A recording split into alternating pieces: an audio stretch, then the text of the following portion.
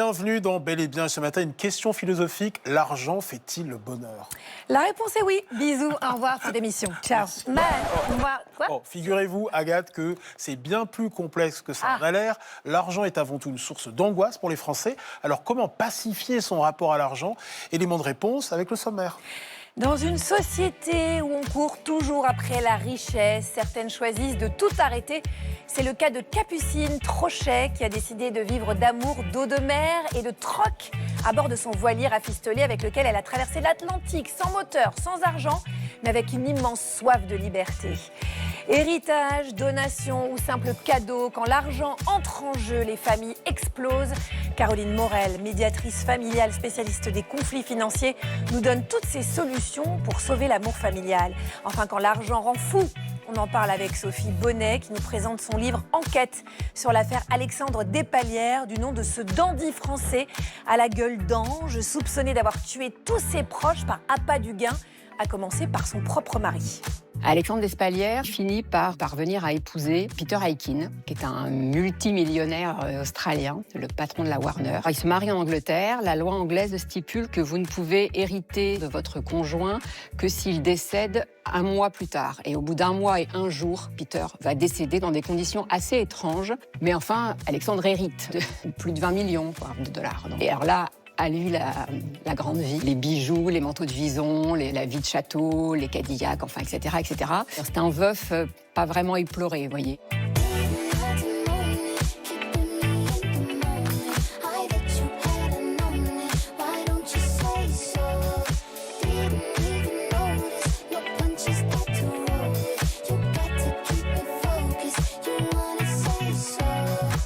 Et pour nous accompagner ce matin, l'équipe de Bel et Bien, Doré-sur-Tranche, Elsa Wolinski, Stan Gusman, Marie-Tré Stéphanie et notre neuropsychologue et directrice de recherche au CNRS, Sylvie Chocron. Bonjour à tous, bonjour Agathe. Bonjour Ali Rebelli. Quel bonheur d'être à vos côtés comme tous les samedis. Évidemment. Vous avez mal au ventre en ouvrant votre compte en banque. C'est pas à vous que je m'adresse, Ali, mais à nos téléspectateurs. Sachez que c'est normal. Pour 60% des Français, l'argent est une source d'anxiété. Mais alors, pourquoi et combien faut-il pour être heureux? Stan Gusman va vous donner la réponse.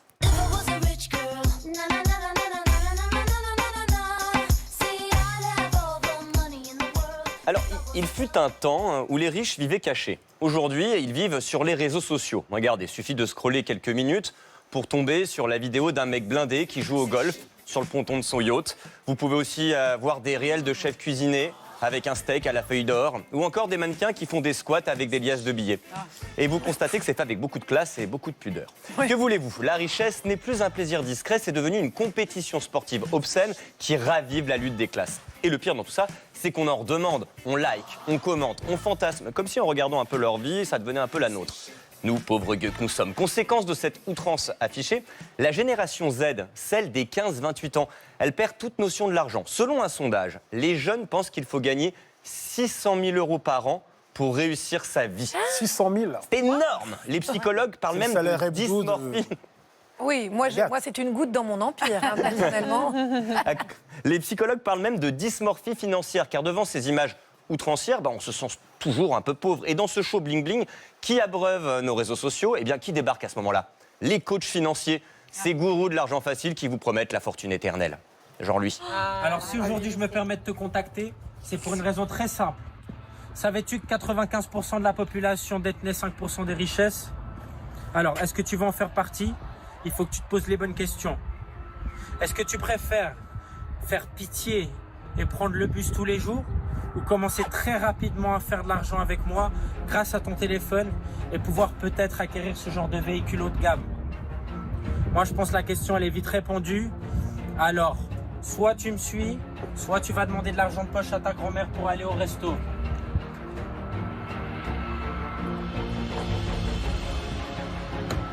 Avec moi, c'est comme ça que ça marche, ok? Merci bien, vous les ballots. Ah là là. Moi, là ça là. me tente de le suivre. Non. Non. C'est un vrai pantalon. Et il y a vraiment des gens qui y croient très certainement. Bien sûr, et l'indécence s'affiche partout. Avec en creux ce message, si à 50 ans, t'as pas une Rolex, t'as raté ta vie. Pour autant, l'argent fait-il vraiment le bonheur? La question, elle est vite répondue. Oui, mais pas tant que ça. Certes, au début, chaque euro en plus, c'est du bonheur net supplémentaire. Manger à sa faim, payer son loyer, aller chez le médecin sans paniquer. Ensuite, un peu plus d'argent. Bon, c'est sympa, on s'offre des vacances, des restos, des smartphones. Mais passer un certain seuil, ça change plus grand-chose. Selon une étude réalisée auprès de 450 000 personnes, le seuil du bonheur se situe autour de 70 000 euros par an. En dessous de 70 000 euros, chaque augmentation augmente un peu le bien-être. Au-dessus, ça stagne, car ces gains supplémentaires deviennent marginaux. Et pourtant, on continue tous à faire ce grand rêve que vous connaissez. Oui, gagner au loto, pour pouvoir enfin dire ça à son boss, par exemple. Facile. Au revoir, président. Qu'est-ce que c'est que ce truc, Corinne? Au revoir, président. Bon, Au Corinne, revoir, ça. président. Voilà, on rêve de ça. Mais cela dit, on en parle, mais figurez-vous que ces millionnaires ne sont pas plus heureux que nous sur le long terme, j'entends. La faute à ce qu'on appelle en psychologie l'habituation hédonique. En fait, passé l'euphorie du gain, ce qui paraissait un luxe devient très vite la nouvelle norme. Et au bout d'un an, on revient à notre niveau de bonheur initial. Pire, depuis que les millionnaires pètent dans la soie, certains trouvent moins de plaisir au petit bonheur du quotidien. Tout semble fade après le jackpot. Morale de cette histoire, si l'argent, bien sûr, on va le dire, améliore nos vies, il remplit nos frigos, et ça, c'est pas rien, eh bien, on peut nuancer en disant qu'au-delà d'un certain seuil, il ne garantit plus la hausse du bonheur. Alors, Agathe, autant vous en débarrasser. Vous n'avez pas 100 balles, là, un truc comme ça? Malheureusement, non, j'ai pas le temps de vous répondre. Bisous, au revoir, je dois y aller. Moi non plus d'ailleurs. Mais vous, il vous demande pas. Il y a Oui, du parce qu'il sait respect. il sait que ça sera. Je connais la réponse. Il connaît la réponse. Alors que moi, il sait que je suis une bonne patte, que je pourrais peut-être céder. On l'a vu 50 avec balles. Stan. Bon, écoutez, Ok, d'accord, on en parle après. On l'a vu avec Stan, au-delà de 70 000 euros par an, l'argent ne fait plus le bonheur. Mais qu'est-ce qui nous épanouit réellement? Et sur la durée, pour le savoir, on va s'intéresser à cette méta-étude débutée en 1938, dirigée par l'université Harvard et Ali Rebei, qui suit des centaines de personnes et leurs descendants pour comprendre ce qui les rend heureux. Alors, résultat, l'argent et la réussite professionnelle ne figurent même pas dans le top 5. On va découvrir le hit parade du bonheur. Attention, c'est quand même un grand moment, parce que c'est la question qu'on se pose depuis toujours. À la 5e position, on trouve la gestion du stress et des émotions. C'est fou, ça. Ça, c'est déjà un grand critère de bonheur. 4e place, la santé et les habitudes de vie comme le sommeil et l'alimentation. OK ? 3e position, donc on va vers ce qui nous rend le plus heureux, vous avez compris. La quête de sens et d'engagement. Entendez se sentir utile et investi dans un projet ou une passion. Moi, personnellement, c'est l'aquarelle.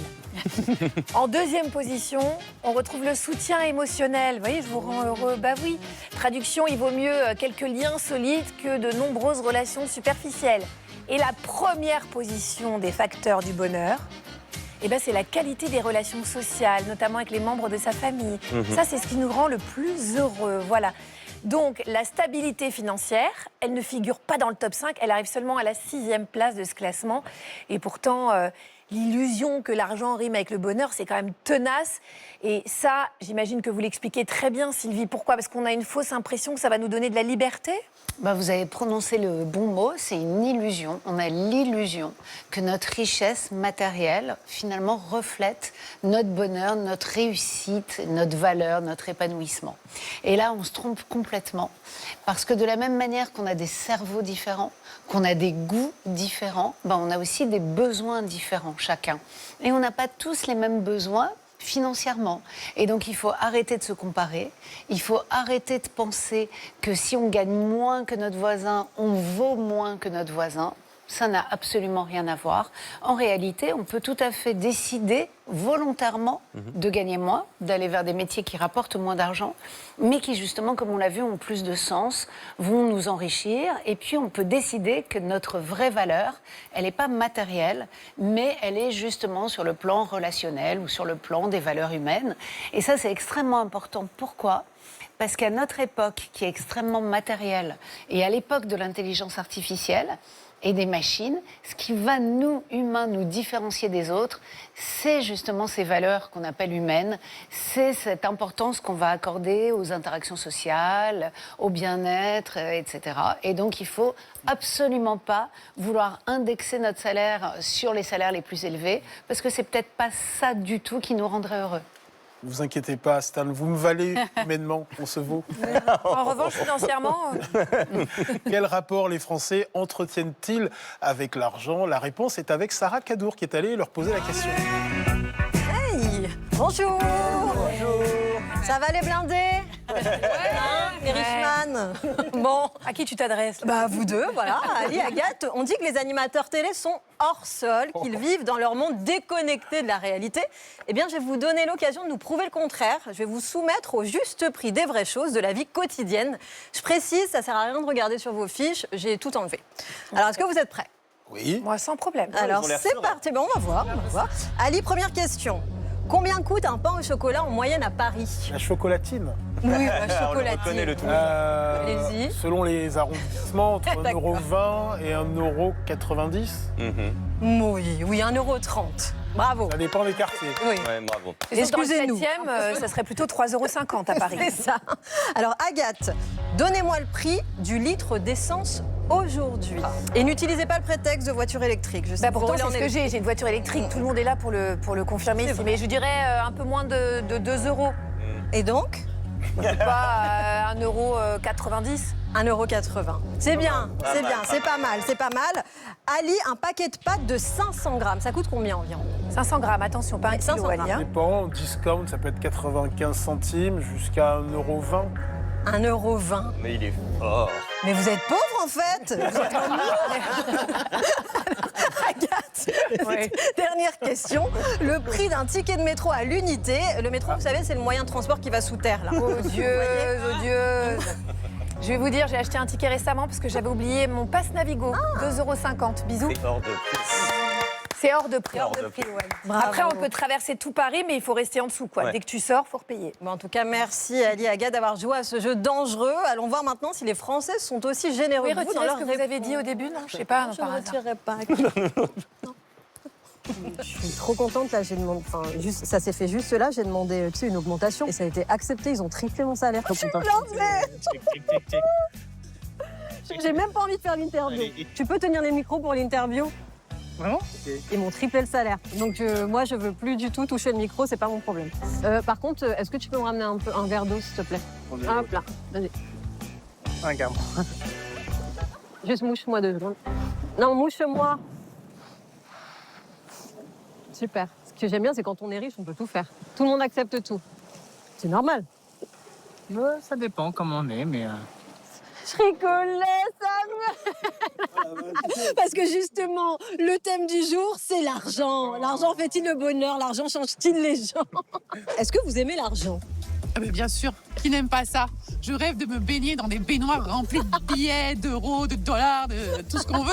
Est-ce que l'argent fait le bonheur? En fait, ça contribue au bonheur, mais c'est pas ça qui fait que tu es épanoui à 200%. Je pense aux grosses fortunes. C'est des gens qui peuvent tout s'offrir, tout se payer. De quoi rêvent ces gens, en fait? Est-ce qu'ils ont encore des ambitions, des rêves? Donc avoir trop d'argent, non. Il faut. Le principal, c'est la santé et l'amour des siens et être bien entouré. Est-ce que vous estimez que vous gagnez assez pour être heureux, vous? Ah non, moi, je sais pas du tout. On fantasme tous sur l'idée de gagner au loto, par exemple. Est-ce qu'on serait vraiment plus heureux? Alors oui, je pourrais avoir la voiture de mes rêves, une maison de fou. Mais si j'ai pas de potes dedans, et puis si on n'a plus le plaisir d'attendre quelque chose qu'on a envie de s'acheter.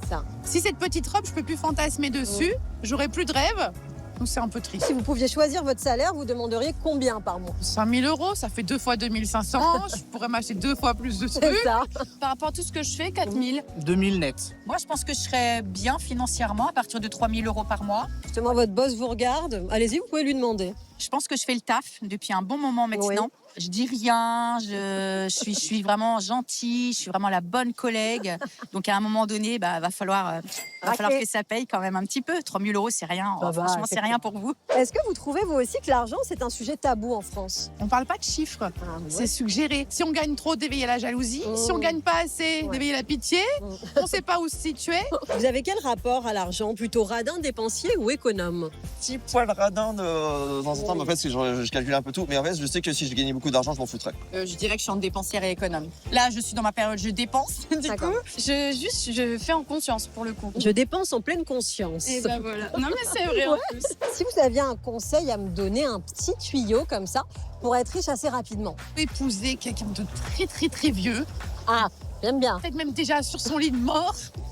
Et là, il vous lègue tout. Ça, c'est bien. Vous savez quoi? Allez hop, direction l'EHPAD. Venez. Vous allez me le trouver celui-là. Est-ce que ça se voit quelqu'un de riche? Ça peut être soit quelqu'un de très très bien habillé avec tout ce qui est médaillon, chaîne en or, comme bling bling comme les rappeurs. À votre avis, je suis riche ou pas? Au niveau pantalon, etc., oui, franchement, je pense que c'est moyen. Mais C'est du sky. c'est vrai. C'est pas mal. Vous voyez, hein, la technique. Elle est bien l'illusion, hein. Vous allez essayer de repérer quelqu'un qui, selon vous, a beaucoup d'argent. Ce petit monsieur avec son pantalon rouge. Je vais aller lui demander, je vais voir si vous avez le pif. Bonjour monsieur, financièrement vous êtes bien ou vous êtes riche? Je ne réponds pas en tant que journaliste, vous connaissez le métier, on n'est pas riche. Oui, c'est vrai. Je réponds pas à votre question. Bon, il n'est pas riche, voilà, on aura essayé. En tout cas, vous êtes riche du cœur. Je suis pas malheureux, je suis heureux. Je ne vois que Ça la se voit. chose positive. Si vous gagnez au loto demain, qu'est-ce que vous feriez? Allez-y, on rêve. J'aimerais bien donner à des associations. Oh, la Miss France. Voilà. La Miss France, on l'a retrouvée. Une grande maison avec un grand jardin, etc. La belle voiture et tout. Des voyages dans des palaces, des beaux hôtels, partir en yacht, inviter Céline Dion à chanter à mon anniversaire parce que je suis absolument fan d'elle. Pour le moment, c'est pas Céline, mais je peux vous avoir Agathe Le Caron. C'est bien. Ça vous va? Oui, ça me va, je prends. Voilà. Alors Agathe, on va votre hein, Agathe, on va savoir. Ah pardon. C'est bon. C'est bon? Vous avez fait la vibe? Ouais. C'est quoi votre prix pour vous avoir à notre anniversaire? Je sors pas de mon lit pour moins de 100 000. Ça va. Vous avez vu la voix que j'ai, cristalline? On dirait une voix bénie des dieux, on dirait qu'elle n'est pas réelle. Je fais le sacrifice. Merci Sarah. J'hypothèque Bisous. pour vous. Au revoir. Vous êtes Au revoir. odieuse, mais on vous aime quand même. Bisous. Merci. Alors, qu'on soit radin, économe ou flambeur, qu'est-ce que notre rapport à l'argent dit de nous? Pour y répondre, Joseph Agostini est avec nous. Bonjour Joseph. Bonjour. Joseph, vous êtes psychanalyste, vous êtes spécialiste des questions relatives à l'argent, vous êtes l'auteur du livre « Je dépense comme je suis » aux éditions Le Duc. C'est un ouvrage dans lequel vous dites que notre rapport à l'argent, quel qu'il soit, en fait, il n'est jamais neutre. C'est un miroir de nos angoisses profondes. Hyper intéressant. Qu'est-ce que notre manière de dépenser ou de ne pas dépenser révèle de nous, Joseph? Mais d'abord, il ne faut pas oublier que sans l'argent, on serait en permanence en guerre. C'est une guerre symbolique, c'est la loi du plus fort. Hein, et effectivement, il y a cette dimension très subjective. C'est-à-dire que dire ce qu'on gagne, c'est dire qui on est. C'est malheureux, mais c'est comme ça. Au fond, c'est vrai qu'il y a un petit côté pathétique, même en le disant. Mais on vit dans une société capitaliste qui exige cela de nous. Et je crois que se défaire de l'argent, c'est réussir à être vraiment libre. Et c'est la chose la plus difficile au monde. Ah oui, c'est ça. Alors, vous avez identifié 3 types de comportements face à l'argent. Il y a d'abord la pauvrophobie, l'oniomanie et la radinerie. Vous pouvez nous expliquer? Alors, la pauvrophobie, c'est effectivement la crainte, la peur panique d'être pauvre. Et donc, on veut avoir de l'argent, en quelque sorte, pour se convaincre qu'on ne l'est pas. Et ce sont des gens qui ont très peur, finalement, très angoissés par cette peur de perdre, cette peur de ne pas avoir. L'oniomanie, c'est au contraire la fièvre acheteuse, c'est-à-dire l'envie de dépenser, l'envie d'avoir l'objet, la plus belle voiture, la plus belle montre, tout ça pour montrer, pour paraître. C'est une course permanente, frénétique au paraître. Et la radinerie, en revanche, c'est une sorte de jouissance, au-delà du principe de plaisir. C'est pas tout à fait un plaisir, c'est une jouissance à retenir, à stocker, tout ça pour nous rassurer, quitte à avoir la plus belle tombe du cimetière et de ne pas vivre de son vivant cette jouissance. Oui, le fameux, le plus riche du cimetière. La radinerie, c'est rédhibitoire chez vous parmi vos petits copains à l'époque, vos amis. Mais C'est rédhibitoire ou pas? je n'ai pas autour de moi une seule personne radine. C'est impossible. Moi, c'est impossible, c'est rédhibitoire. Impossible. J'avais une question à vous poser. Dans votre livre, vous dites que c'est pour une copine, pas pour moi. On dit toujours ça, vous savez. Oui. Alors, vous dites quand même que quand on est à découvert, c'est parce qu'en fait, on est à la recherche d'un dépassement qu'on n'a pas eu enfant. Est-ce que ça se soigne? Mais je pense que déjà, on peut se payer le luxe d'être à découvert. Vous savez, souvent, on est fiché Banque de France, assez rapidement. Et quand on dépense trop, quand on dépense ce qu'on n'a pas, en quelque sorte, moi, je pense qu'on a une angoisse du vide. On a terriblement peur du vide, terriblement peur de manquer de quelque chose. Et on est dans cette sorte de fringale d'objets. Qu'est-ce que ça veut dire? Moi, je pense que j'encouragerais votre copine à aller chez un psy, se demander ce que ça veut dire et se demander pourquoi elle a toujours besoin de plus. Alors, continuons à étudier notre rapport à l'argent. Et chez nous, il y a un sujet sensible, assez explosif. C'est demander aux gens combien ils gagnent. Alors, une démonstration toute simple. Au hasard. Agathe, vous gagnez combien? Je vais vous le dire, pas assez. Par rapport à qui? Par rapport à par rapport à mes besoins, ce dont Voilà. je rêve. Et alors ce là, dont on j'ai voit envie. bien que contrairement aux États-Unis, d'ailleurs, on ne sait même pas combien elle gagne. Elle ne sait pas combien je gagne. Non, c'est vrai, on s'en est jamais parlé. Mais mon petit doigt me dit que vous me gagnez plus que moi. Ça va commencer, vous voyez, c'est explosif, il va y avoir dispute. C'est explosif. Contrairement aux États-Unis, où la réussite s'affiche sans complexe, chez nous, c'est tabou, on le voit bien. Comment vous expliquez ce malaise dans notre culture française, ce rapport à l'argent Je crois, vous savez, il y a eu une révolution, vous savez, en 1789, et il y a eu un principe d'égalité républicaine qui est encore très persistant. Et cette soif d'égalité, cet idéal social d'égalité et de fraternité, nous culpabilise pour le meilleur et pour le pire. Pour le meilleur, parce que je pense qu'il y a une forme de décence, de pudeur, et c'est très bien comme ça. Pour le pire, quand ça fait naître un complexe et quand on a peur, au fond, de dire ce qu'on gagne, parce qu'on a terriblement peur d'être jugé par l'autre. Et ça peut aboutir effectivement à une angoisse. Moi, je remarque juste que parmi les milieux les plus modestes, on n'hésite pas à dire qu'on gagne que le SMIC, un peu plus que le SMIC, etc. Ça dépend aussi du milieu social. C'est tout à fait vrai, dans la mesure où, effectivement, si vous gagnez beaucoup plus que quelqu'un dans un dîner, vous allez vous sentir gêné parce qu'en quelque sorte, il y a un principe de comparaison sociale. Et il y a un idéal social de jouissance que n'atteint pas l'autre et que vous êtes censé avoir atteint et avec dans la le peur regard de de l'autre. susciter l'envie, la peur de susciter l'envie chez l'autre. Absolument. Et la peur, et je crois une culpabilité aussi, parce qu'on a terriblement peur de faire un effet négatif et de créer chez l'autre une gêne. Alors l'argent, ça reste aussi un sujet très tabou dans le couple. Il y a un chiffre qui est dingue, c'est une étude qui dit que les couples hétérosexuels où la femme gagne davantage que l'homme ont jusqu'à 40% de risque de divorce en plus. Joseph Agostini, comment est-ce que vous expliquez ce chiffre? Moi, je dirais que c'est vraiment le syndrome patriarcal dans toute sa splendeur. On reste dans une société où faire l'homme, c'est gagner de l'argent, c'est assouvir les besoins familiaux, et c'est difficile de s'en détacher. Il y a, pour les femmes qui gagnent beaucoup d'argent, il y a ce courage aussi, cette détermination à aller au-delà des clichés, au-delà des poncifs, et à dire, mais je ne suis pas un mec et je gagne autant, voire davantage que mon mari. Et ce sont encore des choses, effectivement, qui défient la raison, la logique. On a besoin de se rassurer en se disant, au fond, être un homme, ça suffit en quelque sorte. Pour être un homme, il faut ramener de l'argent. Or, évidemment, il s'agit de déconstruire tout ça pour raisonner à partir peut-être d'idéal social plus logique et plus rationnel.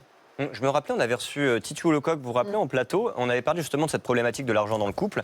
Et en fait, elle constatait que les femmes s'appauvrissent dès qu'elles se mettent dans une relation hétérosexuelle parce que, alors c'est un peu compliqué, c'est-à-dire qu'on fait un compte commun pour les dépenses courantes où la femme met autant que l'homme. Mais en revanche, pour toutes les dépenses qui rapportent du patrimoine, finalement, c'est que la personne qui a le plus d'argent dans le couple, donc essentiellement l'homme en France, qui du coup récupère ce patrimoine. Donc en cas de séparation et de divorce, à la fin, qui est pauvre ? La femme, voilà, c'était mon petit coup de gueule féministe. Voilà, bien déconstruit là. Mais c'est vrai, et puis en quelque sorte, c'est irrationnel. Vous voyez bien qu'il y a quelque chose d'éminemment culturel et sociétal, et on peut le déconstruire avec... voilà, ça peut se démonter très facilement. On a coutume de dire que l'argent rend fou. Et c'est vrai, notre cerveau traite l'argent un peu comme il traite la nourriture, c'est-à-dire qu'il l'associe directement en fait à la survie. C'est un vieux réflexe hérité de nos ancêtres. Hier, on se battait pour un bout de steak. Moi, je peux encore me battre pour ça, mais c'est une autre histoire. Aujourd'hui, on se déchire pour du flouze. Et pour toutes ces raisons, l'argent réveille des émotions archaïques comme la jalousie, l'envie, qui court-circuitent parfois le raisonnement et conduisent aux actes les plus insensés, comme Marie a pu le constater avec son témoin. Money for nothing and your chicks for free. Money for nothing.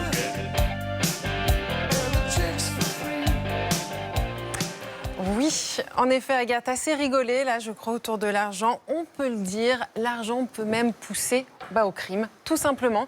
Alors, je vous pose les jalons de cette histoire vraie qui pourrait être carrément une série de true crimes, fascinantes et terrifiantes comme on les aime quand on les regarde dans notre canapé. Alors, le protagoniste est un jeune homme dont la beauté était solaire, magnétique. Il est persuadé d'avoir un destin hors du commun, qu'il sera une star richissime. Mais le rêve va tourner court parce qu'à 17 ans, il apprend qu'il est séropositif. Il décide alors qu'il obtiendra sa vie de luxe, coûte que coûte, rien ne l'arrête. Il tue ses grands-mères pour des petits héritages. Il se marie avec le producteur d'Elton John, qu'il tuera après 1 mois seulement de mariage pour hériter à nouveau. Et puis, il se fait adopter par une multimillionnaire à Hollywood. Il ne sera jamais inculpé pour ses crimes, puisqu'il mourra du sida quelques jours avant son procès. Voici l'histoire d'Alexandre Despalières, l'ange meurtrier, que nous raconte Sophie Bonnet, la journaliste qui a enquêté sur ces crimes au péril de sa vie.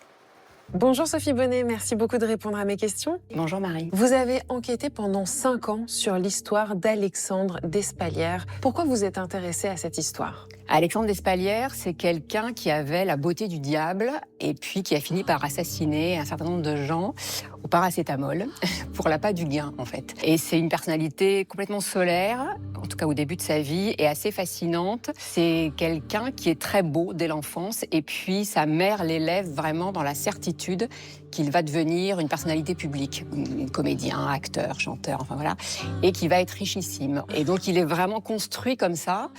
Et en fait, il est certain qu'il y a un destin extraordinaire qui l'attend. Et quand il a 15 ans à peu près, donc il connaît tout Paris, il sort beaucoup. Il sort un disque qui s'appelle L'amour à mort d'ailleurs. Il commence à jouer dans quelques petits feuilletons par-ci par-là. Enfin, ça démarre un petit peu. Et puis, il va être contaminé, il va être séropositif en fait. Et là, très jeune, à 17 ans. Voilà. Et en fait, là, tout s'arrête et il est absolument rempli de rage, de hargne. Les choses s'arrêtent alors que c'est pas ce qui était convenu dans son esprit, disons.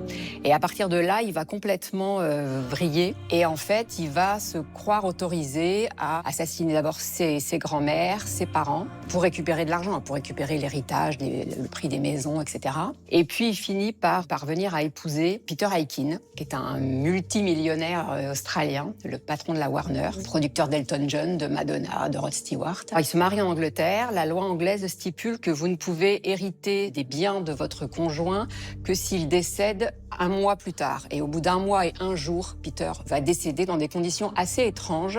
Mais enfin, Alexandre hérite de plus de 20 millions de dollars. Donc, oui, voilà, ça y est. Ça y est, il est arrivé à son but. L'argent est à lui. Et alors là, à lui la grande vie, les bijoux, les manteaux de vison, la vie de château, les Cadillacs, enfin, etc., etc. C'est un veuf pas vraiment éploré, vous voyez. L'entourage de Peter Aikin commence à trouver assez rapidement que tout ça est très étrange. Et donc, il est accusé de l'assassinat de Peter. Enfin, une grande partie de l'argent est bloquée dans l'attente du procès. Et donc, ça va s'étirer encore pendant une petite dizaine d'années, pendant lesquelles il va escroquer à nouveau des gens.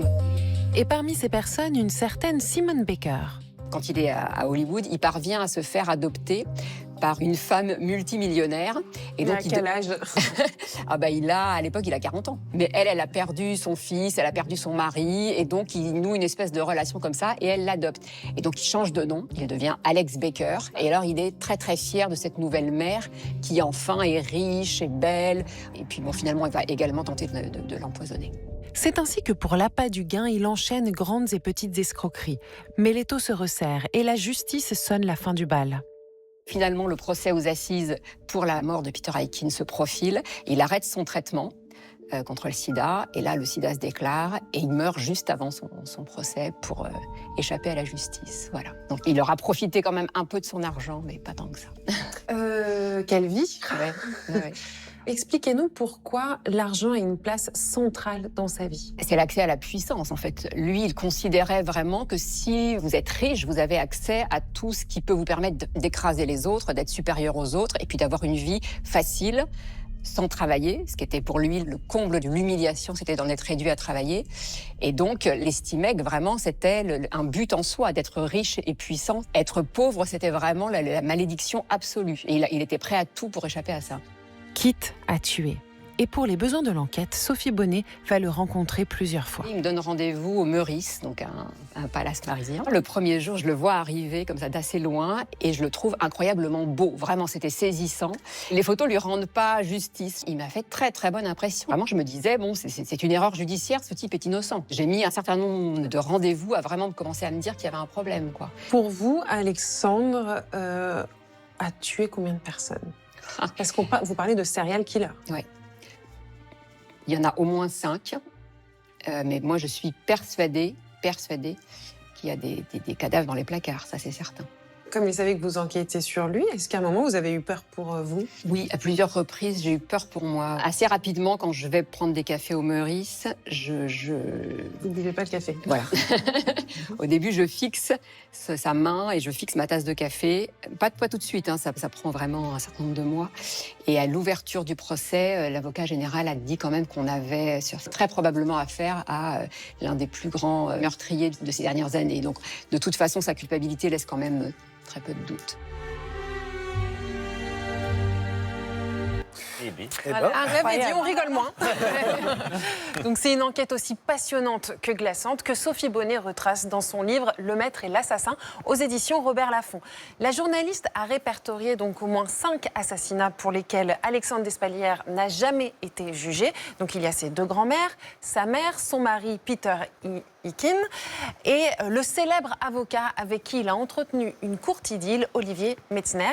Ce qui est déconcertant dans cette affaire, c'est la facilité d'Alexandre Despalières à tuer en passant totalement sous les radars à cause de sa séropositivité. Il était expert en médicaments. En fait, il se baladait toujours avec une mallette de pharmacie. Son arme était du Doliprane, qui à grande dose, on le sait, quotidienne, peut tuer en moins d'1 mois. Le rapport à l'argent qu'avait Alexandre Despalières était presque boulimique, ce n'était jamais assez. Et après les 20 millions d'euros extorqués à son mari, il en voulait encore et encore, ce que vous disiez. Alors pourquoi cette fuite en avant? Joseph Agostini, vous expliquez que l'argent n'est jamais suffisant. Plus on en a, plus on en veut. C'est le cas d'Alexandre Despalières, mais aussi ça vaut pour des entrepreneurs comme Elon Musk. Ils ont tout. Ils sont riches à milliards et ils continuent à se lancer dans de nouveaux projets pour toujours gagner plus. On a l'impression que cette course à la richesse est sans fin et qu'on finit par être possédé par ce que l'on possède. Joseph Agostini, pourquoi cette soif d'argent est sans limite? Est-ce que ce n'est pas tout simplement le propre des gens malheureux? Mais c'est le constitutif du désir humain. On a besoin de ce qui nous manque, c'est-à-dire que le désir se crée à partir du manque. Et effectivement, là où c'est absolument pervers, c'est que c'est la porte ouverte à la manipulation, à la tricherie, quand on n'a pas une instance interne, on va dire une culpabilité chevillée au corps et au cœur. Et Alexandre Despalières, visiblement, s'est engouffré là-dedans parce que dans sa structure psychologique, il y avait une autorisation à transgresser la loi, à s'adonner à sa toute-puissance très volontiers et gratuitement. Et effectivement, quand le pervers rencontre une opportunité pareille, puisqu'il était beau, puisqu'il avait cette possibilité de faire la rencontre de grands milliardaires, il y a quelque chose d'irrésistible pour lui. C'est-à-dire, il y va, alors que d'autres pourraient être évidemment traversés par la culpabilité, par la peur de blesser et par surtout la peur de transgresser, la transgression ultime, le crime. Joseph Agostini, juste, quel est le sens pour Elon Musk quand on gagne 100, 200, 300 milliards, 500 milliards? C'est quoi le sens quand on n'a pas une vie pour dépenser tout cet argent? Quel est le sens? Je vais vous dire, à mon avis, pour Elon Musk, il n'y a plus de sens. Quand on peut tout avoir, alors là, on est dans la mort. C'est-à-dire qu'on est dans un tel hors-sens, il y a un tel sentiment d'être le maître du monde qu'on vrille forcément. Sylvie, vous confirmez ce qu'on a vu avec le reportage de Marie, l'argent peut rendre malade et mener à des troubles psychologiques? Bah oui, effectivement, parce que quand vous pouvez tout vous offrir, quand vous avez beaucoup d'argent, on n'hésite pas à parler maintenant d'un nouveau concept de trouble qui s'appelle l'affluenza. Qu'est-ce que c'est que l'affluenza? C'est trop d'argent par rapport à vos désirs, à vos besoins. Et donc, du coup, vous savez qu'on a un circuit de la récompense qui, normalement, s'active quand on se fait plaisir, y compris quand on s'achète quelque chose. Mais quand vous pouvez tout vous acheter, en fait, les achats, les biens matériels ne suffisent plus à activer le circuit de la récompense. Alors, vous savez quel est le meilleur moyen d'activer ce circuit de la récompense?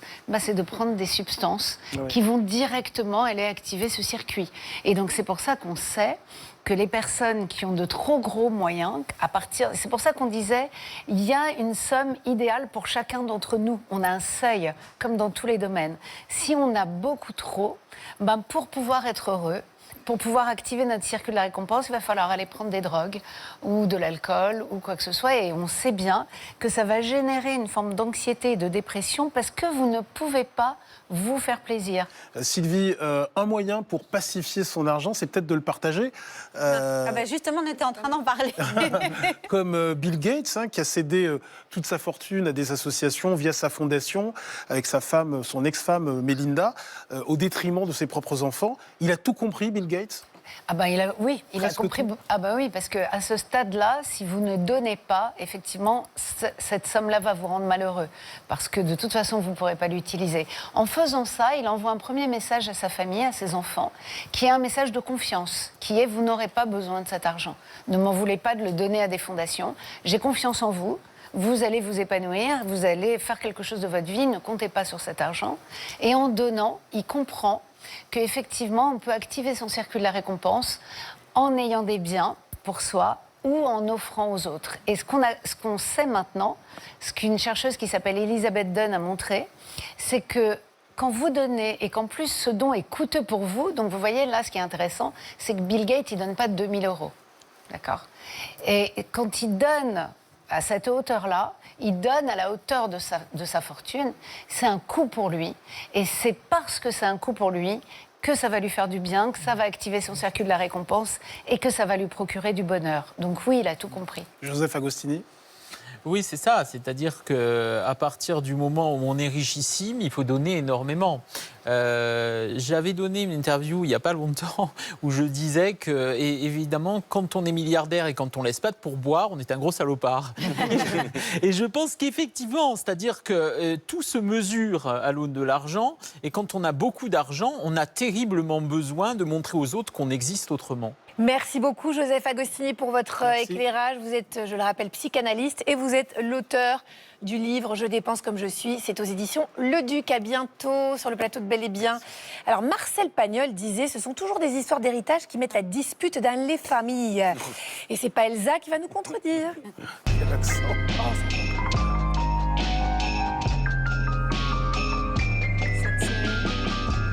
Cette série. Alors oui, Ali, Agathe, je dois vous avouer un secret. Moi, j'ai un plaisir coupable pour les histoires de familles riches. Vous savez, les sagas qui se disputent l'argent, le pouvoir. Je ne sais pas si vous avez vu. Non, mais la série Succession. Évidemment, c'était le générique d'ailleurs. Et vous savez, parfois, la réalité dépasse vraiment la fiction. Pendant que nous, on se dispute pour la télécommande dans notre salon, eux se disputent des milliards. Mais vous savez quoi ? Vous savez quoi? Vous savez pourquoi j'aime ces histoires? C'est parce qu'en fait, ils sont pas si heureux que ça. Pas du tout. C'est bien pour ça. Ça nous rassure un peu. Mais oui, ça nous rassure. C'est ça qu'on aime. Quelle est l'histoire qui vous fascine le plus, Elsa? Alors, c'est celle de Diane Barrière, vraiment une héritière dont le destin n'a rien d'un conte de fées, mais pourtant tout commence comme tel. En fait, au départ, sa maman, Martha, qui est danseuse, va se produire un soir. On est dans les années 60. Elle va se produire au casino de Deauville. Là, Lucien Barrière, qui est toujours bien habillé, tiré à 4 épingles, va tomber complètement fou amoureux de sa petite taille de guêpe. Sauf qu'il y a un petit problème. Eh bien, Martha, elle est mariée. Elle est mariée en plus avec un homme qui préfère jouer au poker que s'occuper d'elle et de sa fille, parce que Martha a aussi une fille, la fameuse petite Diane. Mais finalement, Lucien va tellement tomber amoureux de Martha qu'ils vont se marier. Et Lucien va adopter la fameuse petite Diane. Là, jusque-là, c'est conte de fées, hein. Jusque-là, effectivement, c'est un conte de fées. Diane grandit dans un milieu très privilégié. Elle va aller à la fac, elle va s'inscrire à Dauphine, elle va rencontrer l'amour une première fois, puis elle va divorcer. Parce qu'en fait, le seul homme de sa vie, c'est qui? C'est Lucien, son père adoptif. Sauf que Lucien, lui, il est fou de sa fille, mais il n'a pas du tout envie de lui laisser les affaires. Pour lui, les femmes, c'est pas dans les casinos, donc il va la mettre de côté. Du coup, Diane, pendant ce temps-là, va retomber amoureuse. Et c'est là que arrive Dominique de Seigne. On est en 1981. Lui, il est grand, il est beau, il est sportif. En plus, il est notaire, donc sérieux, fils de médecin, donc il plaît énormément à Lucien. Tous les deux, on va les appeler Barbie et Ken, tellement ils vont bien ensemble. Ils se marient en 84. Ils ont 2 enfants, Alexandre et Joy. Et tout bascule en 1990. Exactement. Son père meurt et Diane hérite de l'Empire. Quand on parle de l'Empire, je ne vous explique pas. Alors, 32 casinos, 19 hôtels de luxe, 150 restaurants. Alors, je vais vous dire, là, la petite midinette qui était Diane Barrière, alors plus du tout. Bye bye la midinette qui joue au shopping. Elle va vraiment se changer, se métamorphoser en une bosseuse déterminée. Et elle obtient ce que son père rêvait depuis très longtemps, un hôtel à Paris, le fameux Fouquet's. Mais on sait que la richesse n'immunise pas contre les drames, Elsa, et le conte de fées va virer au cauchemar. Eh oui, effectivement. Oui, nous sommes le 16 juillet 1998. Diane va quitter Saint-Tropez pour rejoindre son mari Dominique de Seigne et ses enfants. Là, elle doit prendre son jet privé et en fait, elle va choisir, c'est ça qui m'hallucine parce qu'elle est quand même pétée de thunes, elle va choisir de prendre un jet privé low cost et finalement, évidemment, ce jet privé low cost n'est pas du tout habilité à avoir plusieurs passagers et du coup, le jet va s'écraser et le pilote et le copilote vont mourir sur le coup et elle va être brûlée au 3e degré et tétraplégique jusqu'à la fin de sa vie. Alors, et elle va quand même réussir à aller une fois par semaine au bureau parce qu'elle en a, la Diane. Elle en veut quand même, mais son mari va transformer la maison familiale en hôpital. Les enfants vont quand même être élevés avec cette maman qui souffre en permanence. Mais bon, voilà, ça va quand même bien se passer. Mais il va se passer quelque chose. En fait, à un moment, Diane va finir par signer des documents qui vont faire de son mari l'usufruitier du groupe. Et alors là, c'est là que tout va un peu déraper. Et c'est là, oui, que les ennuis commencent, les ennuis autour de la succession. Effectivement, des gros ennuis même. Diane décède à 44 ans en 2001 et très vite, voire trop vite, aux yeux des enfants, même à mes yeux, je vais vous dire, Dominique de Seigne va séduire la plupart des femmes de Paris. Et là, ça va évidemment pas du tout plaire à ses enfants. Alexandre, le fils, Alexandre Barrière, va vouloir accéder à la tête de l'entreprise, mais évidemment, le père va refuser, ça va être l'escalade de la vengeance. Le fils, Alexandre, accuse le père d'avoir profité de l'état de faiblesse de sa maman quand elle était malade, pour lui faire signer des documents. Bref, le fils réclame alors 75 millions d'euros à son père pour les dividendes qu'il estime abusivement perçus. En juillet, en 2023, un accord à l'amiable entre les deux parties est signé. Mais alors, en échange, out le père est viré complètement de la société. Mais alors, écoutez, je ne sais pas combien ils font encore aujourd'hui, ils vivent quand même ensemble dans la demeure familiale, mais ils ne se parlent plus. Ça doit être l'ambiance, hein. Merci beaucoup, Elsa. Alors, votre histoire de succession met en lumière une réalité. L'argent n'est jamais qu'une histoire de chiffres. Derrière un héritage, une donation ou même un simple cadeau, il y a toujours des émotions, des comparaisons et des blessures. Beaucoup de familles en ont fait l'amère expérience. Heureusement, notre invité coup de cœur est là pour nous sauver.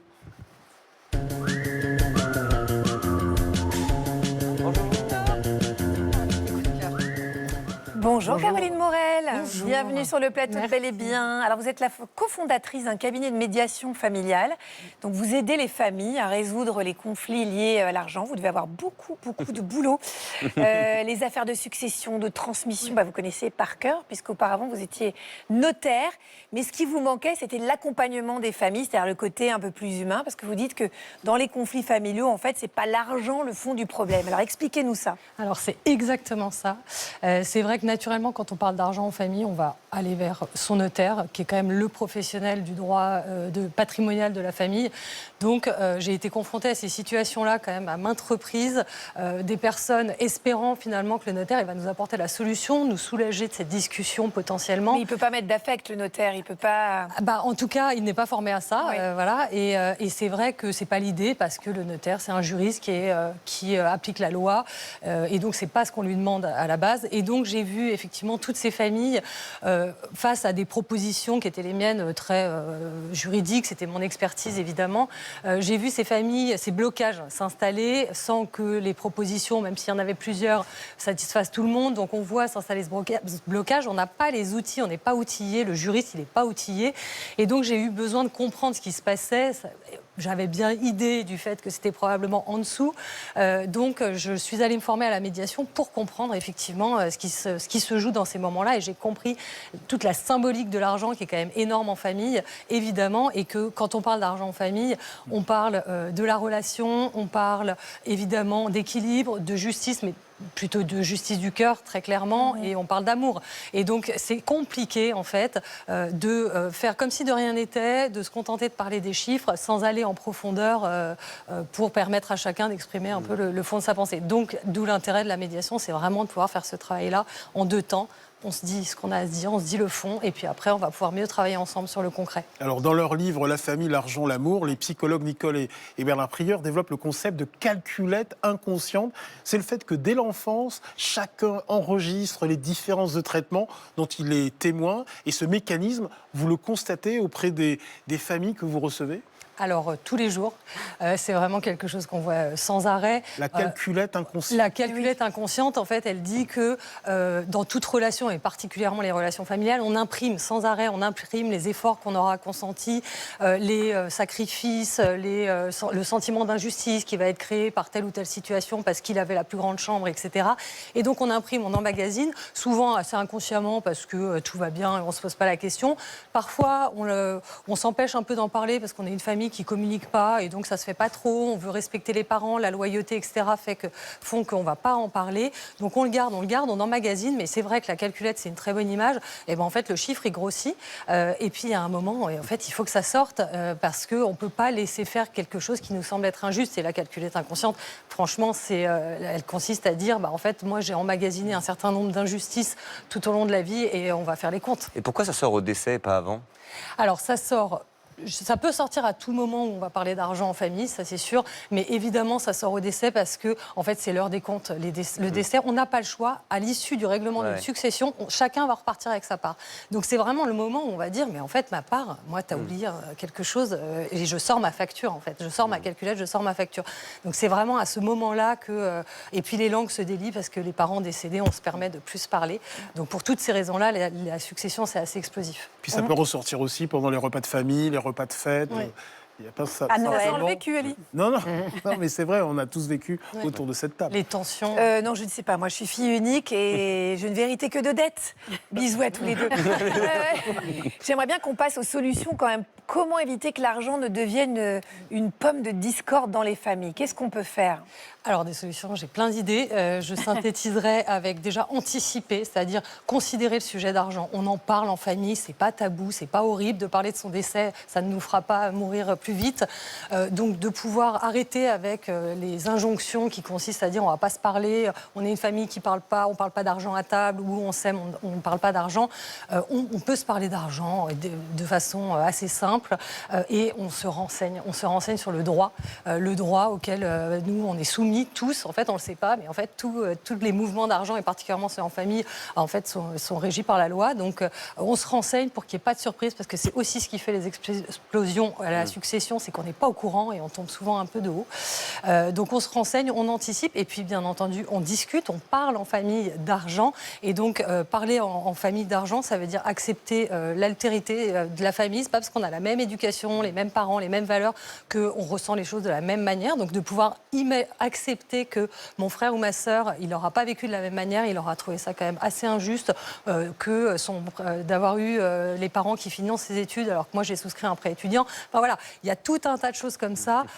En fait, on a le droit de laisser la place, la possibilité à chacun de dire, en fait, moi, je t'avoue que je trouve ça un peu injuste et j'aurais bien aimé qu'on ne considère pas qu'on est sur un plan d'égalité. Voilà, ça aide quand même beaucoup de se parler. Anticiper, dialoguer en famille, ça c'est vraiment essentiel, apprendre à se parler et puis se faire accompagner forcément. Moi, c'est mon métier.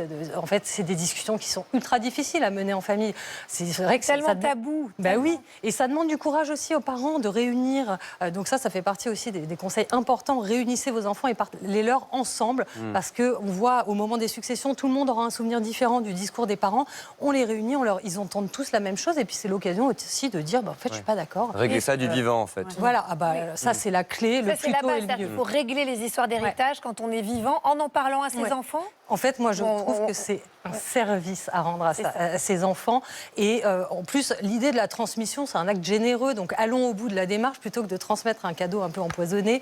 Allons au bout, expliquons pourquoi on fait ces choix, quel sens ça a, etc. Parce qu'ensuite, si on ne le fait pas, place aux interprétations. Et là, c'est vraiment très compliqué au moment de la succession. Merci beaucoup pour ces précieux conseils, Caroline Morel. Je rappelle que vous êtes la cofondatrice d'un cabinet de médiation familiale. À très bientôt. Merci pour tout. Merci beaucoup. On l'a vu, l'argent, c'est une source de stress, de conflit. Et donc, il y a certains qui choisissent de s'en libérer, figurez-vous. C'est le cas de Capucine Trochet, qui a quitté la course au toujours plus pour embarquer sur un petit voilier qu'elle a rafistolé pour traverser l'Atlantique sans moteur, sans un sou en poche, mais avec cette richesse inestimable, la liberté. Vous allez voir avec elle, on lève les voiles. C'est un fameux trois-mâts fin comme un oiseau. Oui, on a choisi une musique pas trop cliché. Non, c'est c'était pas cliché du tout, très moderne. Enfin, je crois que Taylor Swift va en faire une reprise c'est prévu. Très bientôt. Bonjour Capucine. Bonjour Capucine. Vous allez nous raconter votre odyssée. 2 années au cours desquelles vous avez traversé l'Atlantique de La Ciotat jusqu'à la Martinique, en passant par le redoutable détroit de Gibraltar, les Canaries, le Cap-Vert, avec ce voilier de fortune. Votre histoire, elle commence en 2010. Vous sortez d'un séjour de 8 mois en hôpital à cause d'une maladie génétique orpheline qu'on ne vous a pas encore diagnostiquée. Vous pouvez à peine marcher, mais vous avez un rêve en tête. Ce n'est pas de gagner de l'argent, non, c'est de prendre le large. Ce rêve vous a toujours habité? J'ai toujours aimé être dans le milieu sauvage, dans la nature. J'avais besoin, après cette épreuve difficile de l'hospitalisation et de l'errance médicale, d'aller prendre l'air, on va dire. Oui, donc vous êtes une aventurière. C'est-à-dire que moi, par exemple, j'ai pas du tout fait ça. Vous voyez, pas du tout. Alors, le point de départ de votre aventure, c'est le Salon nautique de Paris. En fait, là-bas, vous croisez un drôle de petit voilier, un peu bancal, qui s'appelle le Tara Tari, construit au Bangladesh. Il est en toile de jute, il est en matériaux de récup. Et là, c'est décidé. C'est comme un coup de foudre, en fait. C'est avec lui que vous allez prendre le large. À l'époque, évidemment, tout le monde vous dit « Mais attends, c'est impossible, le bateau est beaucoup trop fragile. » On vous dit « Mais attends, t'es trop faible, tu peux pas. » Sans compter que vous n'avez pas un copec donc pour le réparer. Et alors, ne pas avoir d'argent, Capucine, pour ce projet, est-ce que ça a été finalement une contrainte ou une chance pour réussir autrement, en fait? Je n'avais pas envie que l'argent soit un obstacle, ou en tout cas soit l'excuse de non, je peux pas, j'ai pas d'argent. Je me suis dit que ça pouvait être un rêve accessible, même sans argent. Et quand voir un moteur ou pas? Il n'y a pas de moteur, il n'y a pas d'ordinateur, enfin il n'y a pas d'électronique à bord. Non, mais je ne parle pas du bateau, mais est-ce que le fait de ne pas avoir d'argent peut être presque un moteur d'aventure? Ça rajoute quand même... Je l'ai pas vu comme ça. En revanche, je trouve intéressant de penser quand on n'a rien, il faut faire... faut inventer, il faut trouver. Et ça, je trouve que c'est assez rigolo. Et ça permet aussi d'apprendre à demander de l'aide, à trouver des solutions. Et ça, je trouve ça très, très chouette. Après, moi, j'étais dans un état physique aussi assez limité. Et c'est pour ça que j'appelle ça souvent notre thérapie de groupe, parce que pendant 3 mois, en m'occupant de ce bateau, en vrai, je m'occupais aussi de moi. Et ce bateau, malgré sa rouille et son côté bricolé, correspondait parfaitement à mes capacités physiques ou financières. J'avais une petite question pour Capucine, une petite question potin, indiscrétion et tout ça. Vous êtes parti avec combien précisément lors de votre road trip, votre odyssée? Vous êtes parti avec combien d'argent? Avec quelle somme? Et vous êtes revenu avec combien? C'est l'heure des comptes. Je note. Je saurais pas dire exactement, mais je crois qu'en Méditerranée, parce que bon, au milieu de l'Atlantique, l'argent ne sert à rien. Mais le long des côtes, je crois que j'avais 100 € par. Ouais, je crois. C'était même pas un sujet au point que vous ne savez C'était pas un sujet, parce que j'ai été invitée dans des marinas, en échange de quoi vous faisiez de la communication. Ou, par exemple, aux Canaries, je suis arrivée au départ de la saison cyclonique, donc je ne pouvais plus traverser l'Atlantique. J'ai travaillé sur le chantier naval, j'ai appris à sertir des haubans, le truc que je n'ai jamais fait ça de ma vie. J'ai traduit des menus de restaurants. J'ai écrit un article sur les vignes qui poussent dans les volcans. Enfin, de la débrouille. Oui, et c'est super. Mais alors, combien, je ne sais pas exactement. Après, c'est galère, on ne va pas se mentir. Mais si on y voit quelque chose de sympa autour... Enfin, encore une fois, c'est un choix. Donc déjà, j'ai rien subi.